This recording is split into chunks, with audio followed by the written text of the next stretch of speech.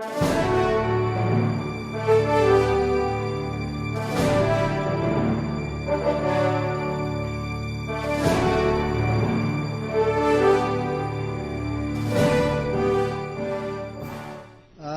there any other document or car in your record, Madam Witness? Yes, sir. There's another car that was issued on December 8, 2003 from Burgundy Realty Corporation to Renato C. Corona / Cristina Corona for a condominium property of 62.7 square meter. The witness has produced and handed to counsel, Your Honor, a document which is in the form of the Bureau of Internal Revenue, carbon original copy, car number 2003-00174054, for the property already described by the witness, with a selling price or acquisition cost of $2,508,000. I would like to request permission to show this to opposing counsel with a request for similar stipulation. Proceed. Thank you, Your Honor.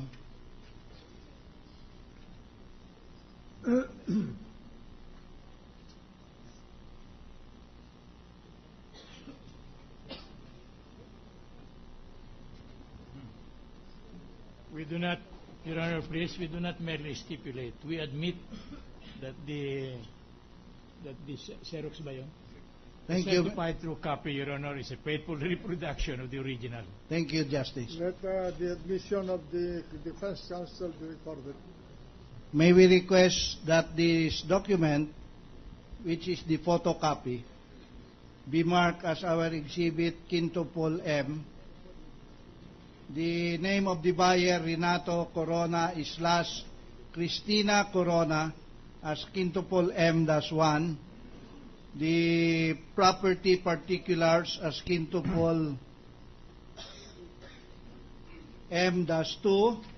The acquisition cost of $2,508,000 as Quintupol M-3.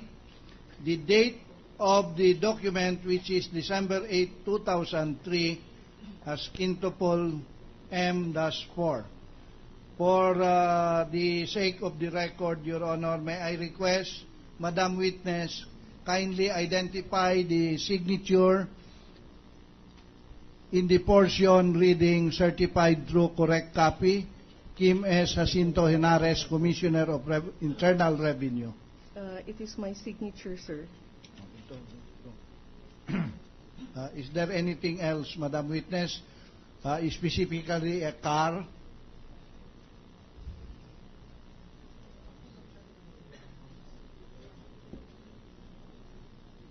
Witness. The witness, Your Honor, taking out from her records another document which is a carbon original copy.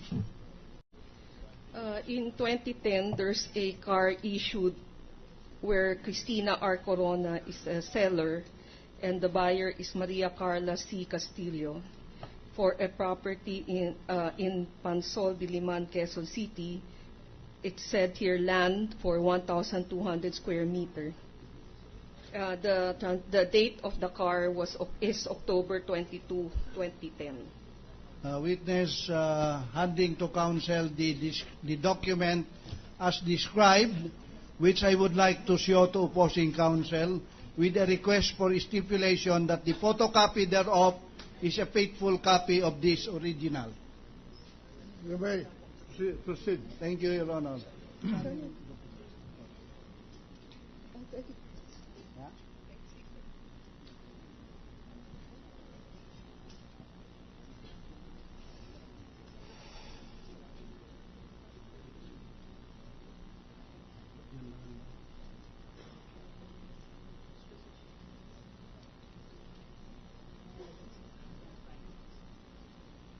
Certified ba yan?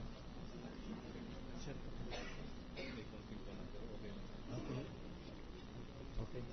Your Honor, please, we admit that the certified true copy is a faithful reproduction of the original, Your Honor. Thank you, Justice. We request Let the that, admission of the defense counsel be recorded. thank you, Your Honor. We request that this car or certificate authorizing registration for the La Vista property be marked as exhibit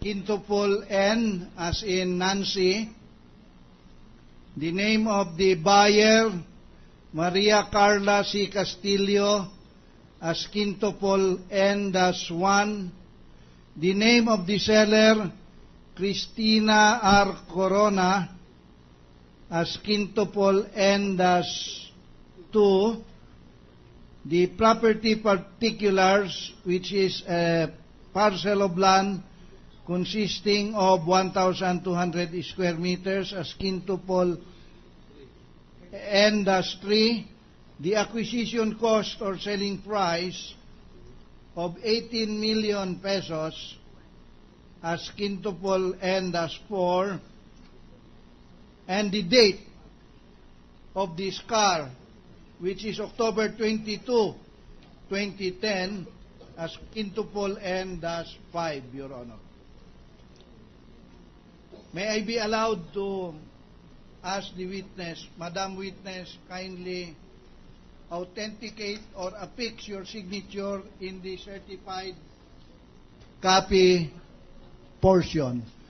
I make of record, Your Honor, that as requested, with the Chair's permission, the witness has so affixed her signature. Proceed. Is there anything else by way of car, Madam Witness? There was another car issued on March 12, 2010, where the seller is spouses Renato Corona and Cristina Corona, sold to Amelia E. Rivera et al. For a land with 460 square meter in Pansol, Diliman.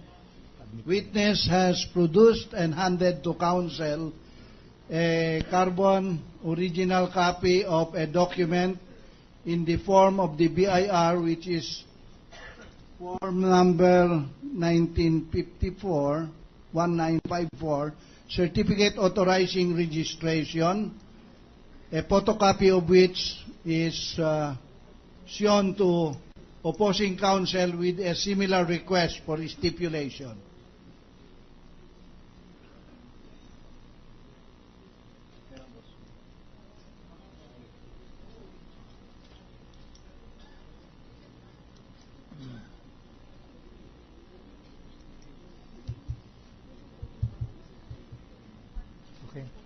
Mr. President, The majority leader.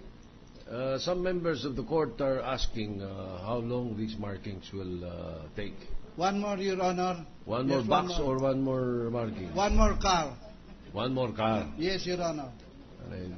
They will be patient. We apologize, Your Honor, because we were ready to mark 8 o'clock in the morning. We were here with the Commissioner 7:30, but the marking started only 10 o'clock. I will not say whose fault it was.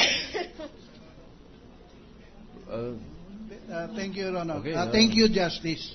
May we request, Your Honor, that this car be marked as exhibit, tapos na yan. Quintuple O, the sellers, spouses Renato Corona and Cristina Corona be encircled as quintuple O-1, the buyer Amelia E.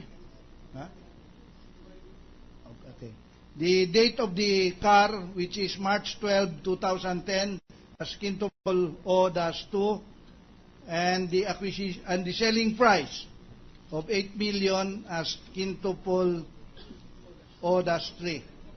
And we would like to manifest, Your Honor, that it bears the certified true correct copy signature of the witness herein. Anything else? Price. The date, Your Honor, is March 12, 2010. Anything else? Isa na lang. Don't you have a photocopy?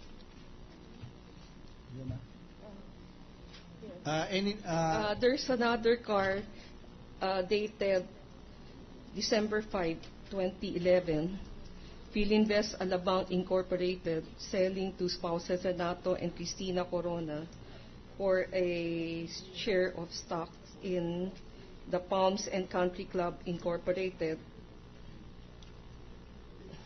Witness producing, Your Honor, from her records,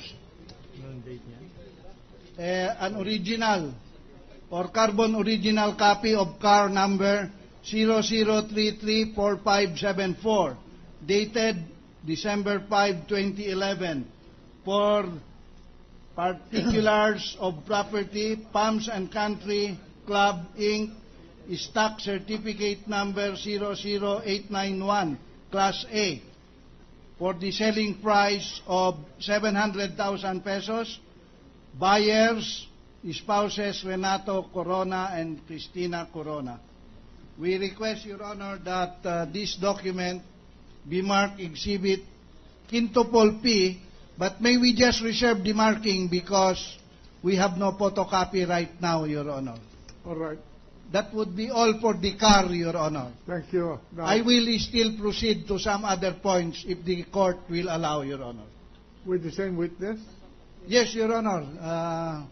Because, to be candid, Your Honor, please, the Honorable Presiding Officer made a ruling earlier in the proceedings that provided the prosecution can show and establish a connection between the children and the respondent in terms of the income tax returns issue, the court will so allow it.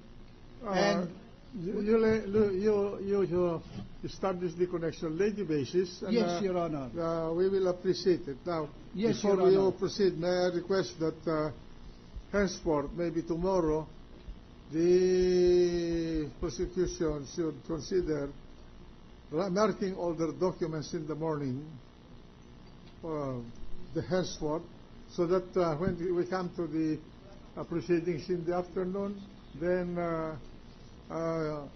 we are not tarried by this tedious marking, so that the presentation of evidence will be done smoothly and faster. we do not wish to subject the Honorable Court and the Honorable Presiding Officer, especially, to the inconvenience of being only an audience during the marking in open court. So we would request, Your Honor. That's not a problem, but we will have to heed the Yes, Your Honor. clamor of the public that we show them that we are expediting the hearing, and this is also to serve the interest of the respondent for a speedy trial. Your Honor, please, since there are other documents which we were not able to completely mark during the proceedings this morning, although we were able to mark some substantial number with the good cooperation of Attorney Cruz of the Secretariat of the Senate, we have to state, Your Honor, to the Honorable Presiding Officer that we still need to mark this. If the Honorable Court will direct that I proceed, I'm ready to proceed. But if the Honorable Court will direct that markings be done beforehand tomorrow, then we will do it also Is this tomorrow. going to be in connection with your other witnesses, or with the same With the witness? Commissioner, but she is willing to come back, Your Honor. Then you mark them tomorrow, Yes, Your Honor. and then let the Commissioner come back to identify them. Yes, Your To Honor. testify on them. Yes, Your Honor. Is that agreeable with the defense counsel? Yes, Your Honor. We submit to the discretion of this honorable court. So, what's the pleasure of the In prosecution? view of this development, Your Honor, I am constrained to respectfully request for a continuance. I hope without objection from the good justice. I hope you are not ordering me. Now the hour I am of, not. past the hour of 5 o'clock. I have already stated, yes, I'm sorry, Mr. Presiding Officer. He is asking me my conformity, Your Honor. I was about to make up record that we have no objection, Your Honor. Thank you, Thank Justice. you, thank you. So, Thank you, Justice. Majority Floor Leader, Bukas na lang yan. Therefore, Mr. President, we will be ready to move to adjourn.